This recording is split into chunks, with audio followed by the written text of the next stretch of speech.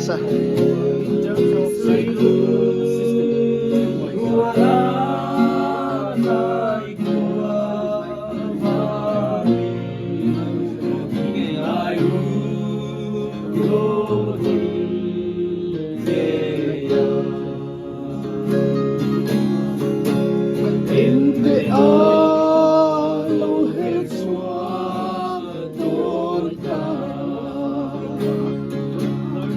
xin tận được về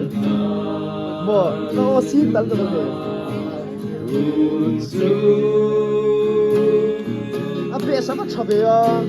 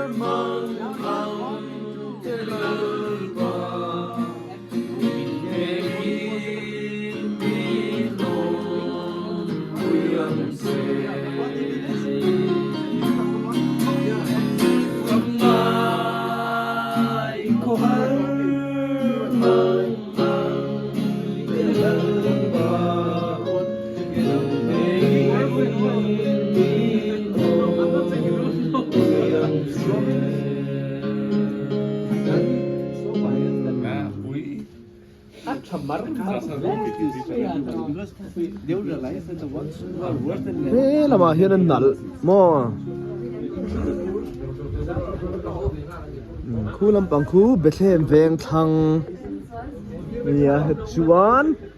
làm hi chinh vẹn thằng chuan khi chinh vẹn thằng biệt in anh nhá khu lại khu đổ bụi than mua là thím vét lại hi đổ bụi than mua anh đi chuan khu làm bằng khu để xem vẹn thằng anh tí ha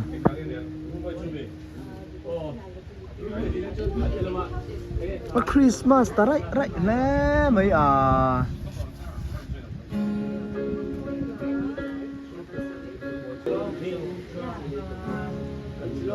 chuan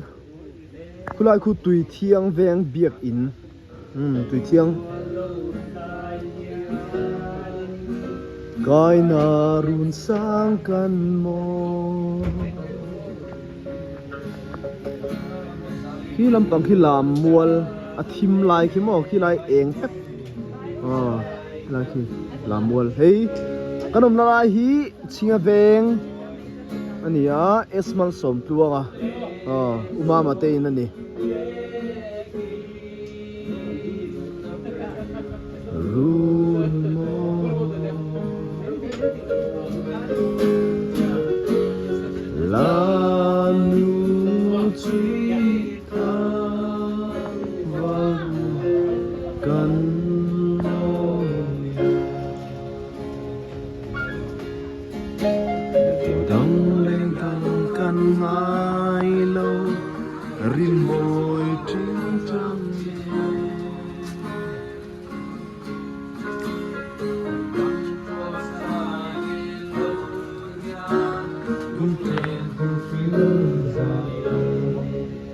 lai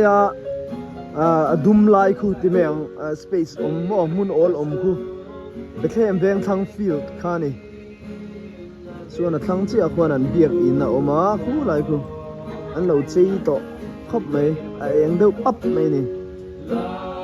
so lại mi so Salvation Army so apa ni mo gate ang de so Salvation Army việc in ani so lại so dấu khó sang này mấy thì anh nghe Assam Rifle ho da dấu khó sang berot lang anh thì đón nghe dấu khó sang anh thì dọc cà phê lâu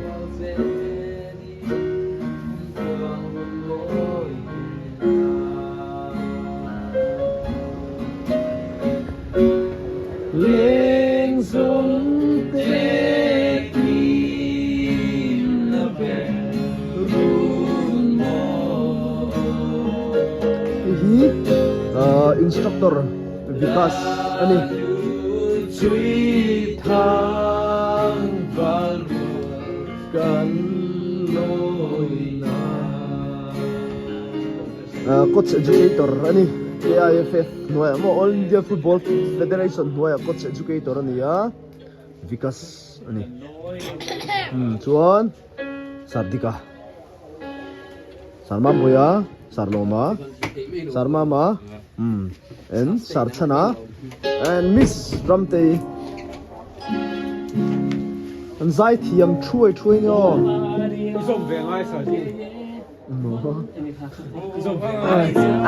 cái là sang thế luôn anh địch lâu anh kỳ bố ngal chắc rồi lô về giá na rần khen ngày mô chỉ qual con mesa rồi class ra đây nè hả mo class 2 mo khối school à say louder Home Center Pre-Branch. yeah home center pre-branch ting mi tui far zu mi an thalia me wan di esai ri chuan e them dai re a lal thar lo pia na chu an ron puang e san mo ri chu tan lom na an sau lục về rau quỷ xiêm à hian với tai ET le weekly training dấu cho cái này không mà đó na với ni som đi le pariat na ni November ni som đi pariat hey training na nen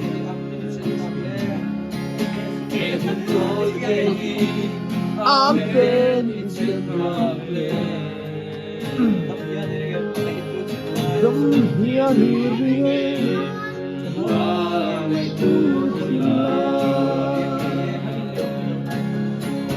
adiang ye hu chang lo lo li xua ka phal thei lo ve zang na ran khe mai mo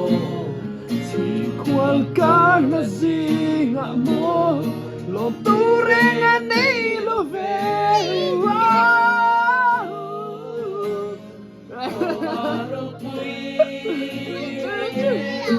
van đi tên quý mà sẽ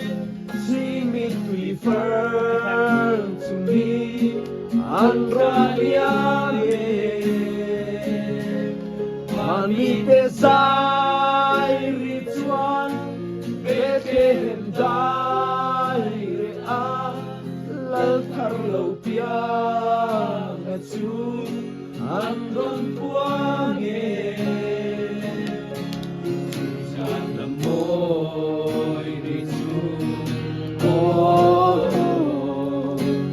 kata nona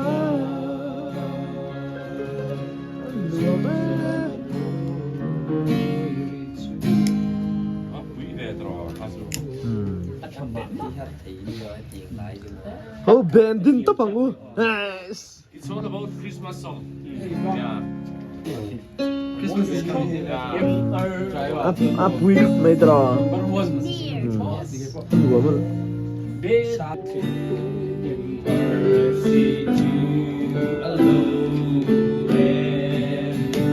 mà hồng phan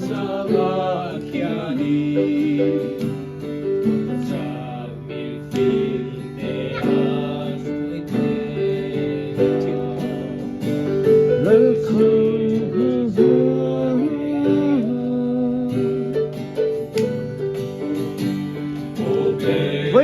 với cả correction cái gì nó hắc cả nó sang đó cả chàng thoát thế mà đi mò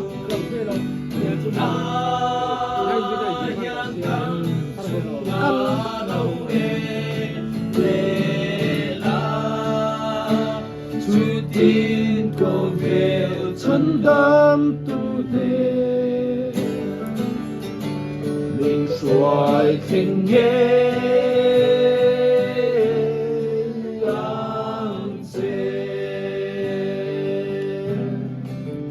apa cuba nak dia second voice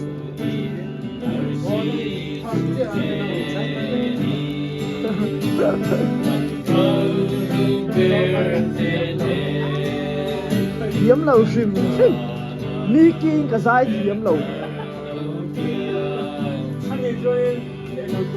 mà ni tông phong sai tập tập ang chi ram rệ sai tiếng chi hay em dài lại thế em arsi em ta sao na hian kan chung a lo e le la chút tin ko ve chân đam tu ne min suai thình nghe